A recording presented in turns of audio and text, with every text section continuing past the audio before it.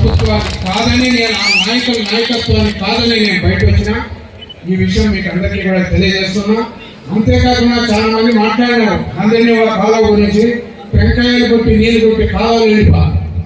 ఎటువంటి వ్యక్తి అయినా కానీ చంద్రబాబు నాయుడు గారు మొట్టమొదటిసారిగా నీళ్లు వచ్చి కుప్పం వరకు చెరువులు నింపడం చాలా గొప్ప విషయం. అంతేకాదు వీళ్ళు కనీసం అంటే అందరినీ వాళ్ళ నీళ్ళని ఓపెనింగ్కి కుప్పానికి పోవాలంటే కొన్ని కోట్ల రూపాయలు ఖర్చు చేయడం జరిగింది. కానీ దాని రైతులు ఎవరు కూడా గమనించరా. ఈ రోజు ఏమిటంటే కుప్పం నుండి ఇక్కడికి వస్తే, అంతేకాకుండా అమర్నాథ్ రెడ్డి గారు మన అసెంబ్లీలో మాట్లాడినారు, మాకు అటువైపే కాదు పరమటి కాలువకి కూడా ఈ కాలువ నీళ్ళని కూడా పంపించాలని. అది సబ్జెక్టు అసెంబ్లీలో మాట్లాడితే దాన్ని బుక్ చేస్తారు. అదే గతంలో ఉన్నాడు మాకు, ఆయన సబ్జెక్ట్ తెలియదు. ఇదే అమర్నాథ్ రెడ్డి చేసేది ఆయన నేను పోయి టీవీని అడిగినా, సార్ నాకు కూడా ఒక పిల్లి పెట్టాను 40 లక్షలు అంటే సబ్జెక్ట్ తెలియకుండా మాట్లాడేది, ఏదంటే అది మాట్లాడేది. అట్లా వ్యక్తులకి పార్టీలో టికెట్ ఇస్తే ఎంత మాత్రం పార్టీ బాగుపడుతుంది అనేది కూడా ఆలోచన చేయాలి. ఎందుకంటే నేను ఎంపీపీగా ఉన్నా, అమర్నాథ్ రెడ్డి గారు ఎమ్మెల్యేగా ఉన్నారు, మా అన్న సొంత ఎమ్మెల్సీ ఐపీఎస్ రెడ్డి గారు ఉన్నారు. మేమిద్దరు కూడా ఒకవేళ మా అన్న అధికారిగా ఉండి కూడా అమర్నాథ్ రెడ్డి అధికారిగా లేకపోతే కూడా అమర్నాథ్ రెడ్డి చేతులు మేము ఓటమి చెందితే కూడా మళ్ళా మేమిద్దరు కలిసి అమర్నాథ్ రెడ్డికి ఎందుకు చేసుకొని పట్టింది దాన్ని ఆలోచన చేయాలి జనాలు. అప్పుడు కృష్ణమూర్తి కానీ మా గౌడ్ కానీ మేమంతా కూడా మాతో ఉన్న వాళ్ళు అందరూ కూడా మేమిద్దరు అన్నదమ్ములు అమర్నాథ్ రెడ్డికి చేయండి అని ఎందుకు చెప్పాలా, దాన్ని ఆలోచన చేసే పండే జనాలు.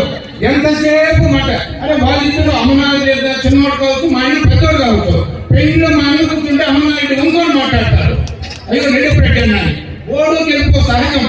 చంద్రబాబు నాయుడు కూడా చంద్రగిరిలో కుప్పంలో గెలిచినాడు, అవి వదిలేయండి. ఒకసారి ఏమాడతాం, ఒకసారి ఇదే అవుతుంది.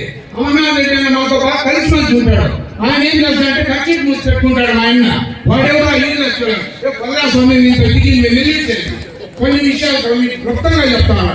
కాబట్టి 2029 కూడా మనం ఏం చూడాల్సిన పని ఉందా. 25 పంచాయతీలో కాబోయే సర్పంచులు మీరు, మా మండలాలే కాకుండా మీ మండలంలో కూడా ఎంపీటీసీలు కొంత ఆయన కూడా గమనించాలా. ఆయన కూడా మనం పంచాయతీ మండలం అంటే తలదిరుగుతుంది. నియోజకవర్గాన్ని ఆయన కూడా కొంచెం ఇదిగా ఉన్నట్టు తెలియని వ్యక్తి ఏం కాదు. అందులో అమర్నాథ్ రెడ్డి గారు కొంచెం పొట్టి హైట్, తెలివి ఎక్కువ, కానీ ఏమి మాట్లాడుతూ బయట నాకు బాగా తెలుసు. కాబట్టి మీరు అనుకున్నాడు బీ చెప్పుకొని పోయినంత సరే పోరా అంటాడు, మళ్ళీ అయిపోయినట్టు ఏంటి చేస్తాడు. ఎవరు కూడా ఇష్టపడదు. పదవులు లేకపోయినా సర్పంచులు కాకపోయినా అతనికి మళ్ళా మనం అవకాశం వాళ్ళు వస్తాడు. ముందు కూడా మనం చేసినాడు తెలుస్తుంది. అది లేకుండా ఇప్పుడే వ్యతిరేకంగా మాట్లాడేది ఇలాంటి పనులని చేయదండి. తప్పకుండా 2029లో నన్ను కూడా చాలా మంది అడుగుతారు, ఏం నువ్వు మీటింగ్ రావాలంటే 50 దినము వచ్చేది కొన్ని పనులు ఉన్నాయి. నేను 2028 నుంచి కంటిన్యూగా ఉంటాను బా, ప్రతిరోజు నియోజకవర్గాల్లోనే ఉంటానని చెప్పి కూడా తన బంధువర్గాలు కూడా అందరికీ కూడా క్లుప్తంగా తెలియజేశాను.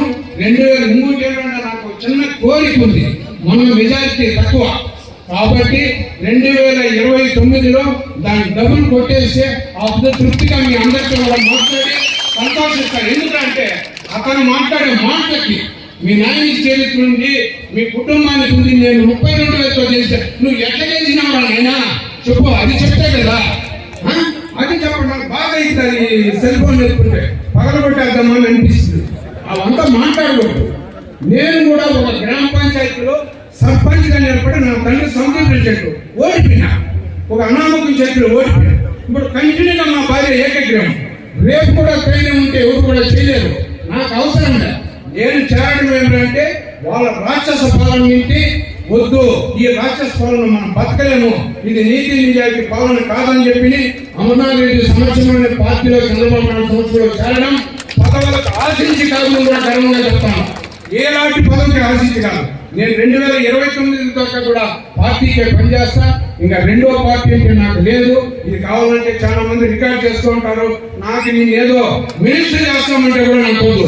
ఎమ్మెల్సీ చేసినారు, అంతా చేసినారు, అయిపోయింది. నాకు ఇంకా అవసరం లేదని చెప్పి కూడా తెలియజేస్తూ ఈ రోజు మీ అందరితో కలిసి మీరు కూడా అందరూ కూడా అన్యోన్యంగా ఐకమత్యంగా ఉండి తప్పకుండా ఆయన మీద మచ్చలేదు. నాకు తెలుసు ఎప్పటి నుంచి కూడా మచ్చలేదు. ఒక్కోసారి ఎంపీపీగా మీరు ఇద్దరు వస్తే ఆఫీస్లో కూర్చో ఉండేవారు. వీళ్ళ ఆఫీసర్లు భయపడిపోయి ఎమ్మెల్యే కదా రోడ్డు మీదకి వచ్చేసేవాళ్ళు. ఏమన్నారా వచ్చేసి సరళ వస్తే ఎమ్మెల్యే కూర్చోండి అంటే పేపర్ చదువుతా ఉంటాడు. ఏమన్నట్టు నీళ్ళు వస్తే పదా అంటారు. ఎంత అన్యోన్యం, ఎంత ఆప్యాయత చెప్పి ఆలోచించి గొప్ప గొప్పే, తప్పు తప్పే. అట్లా ఎవరో చెప్పనవసరం లే. వాళ్ళు ఏదో మీటింగ్ పెట్టే ర్యాలీకి వస్తారు, మీసాలు పెట్టి అంతా సహజం.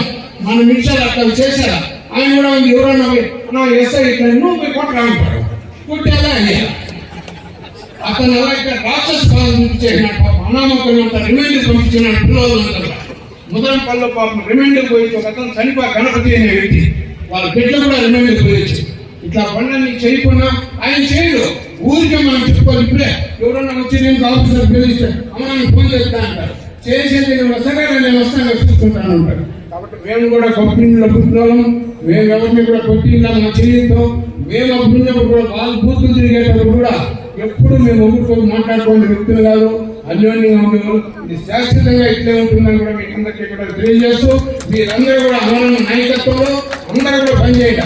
మీరు చెప్పాల్సింది ఏమి లేదు, అన్ని పథకాలు వస్తున్నాయి. యూట్యూబ్ క్లియర్గా తెలుస్తా ఉంది. ప్రతి ఒక్కరికి కూడా పెన్షన్ 150 ఇచ్చే లోపల అయిపోయారు. ఒకేసారి 1000 రూపాయలు ఇచ్చి 4000 ఇచ్చింది మర్చిపోతే చెప్పండి. అమ్మకు వడ్డీ ఒకరికి వస్తామని ఎంతమందికి ఇస్తున్నాడు చంద్రబాబు నాయుడు. ఒకప్పుడు మా నాయన కూడా చంద్రబాబు నాయుడు శిష్యుడే, సమితి అధ్యక్షుడిగా వాళ్ళ హయాంలో పనిచేసింది వాళ్ళే ఆ రోజు కూడా. కాబట్టి మాకేం వ్యక్తిగతంగా లేదు, పార్టీని ఉన్నాం. అంటే అమర్నాథ్ రెడ్డి మా కుటుంబాలకు కూడా ఏం భూములు తగ్గడాలు లేవు, ఏమీ లేవు. అప్పుడు కూడా పెద్ద రామకృష్ణ మా ఊరికి వస్తే కూడాకుండా మా ఇంటితో మాట్లాడిపోవాలని ఇంట్లో ఒకసారి ఒక్క చేసుకొని పోయేవాడు. అంతా అన్యోన్యం. వీళ్ళు ఏమంటే ఇష్టం వచ్చినట్టు ప్రవర్తిస్తూ ఉన్నారు. 3 ఏళ్ళకి మానేట ప్రభుత్వం అయితే మీరేం పొచ్చేస్తారా? ఎందుకు అట్లా లూజ్ మాట్లాడతా చెప్పు. అదే వస్తామని చెప్పండి, వాళ్ళు ఇంటి ముందర పోదామా?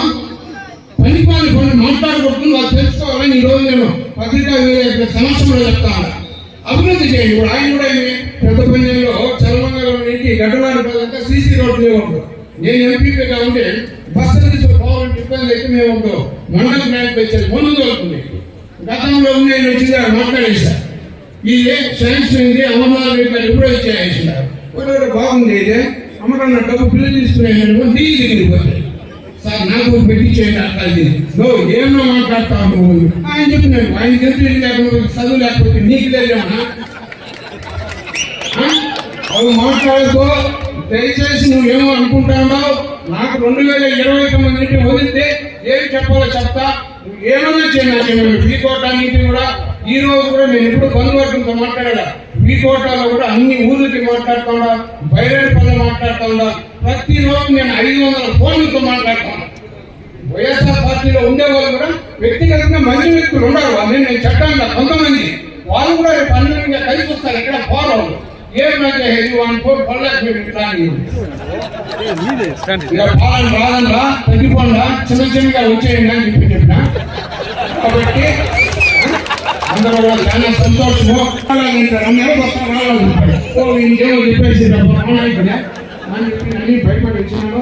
కాబట్టి అందరికీ కూడా సంతోషంగా చేస్తున్నా. అందరినీ కూడా టౌన్ లో కూడా చాలా మంది ఉన్నారు. మా ఊళ్ళో కలిసే రోజుల్లో కలుస్తానని చెప్తున్నాను.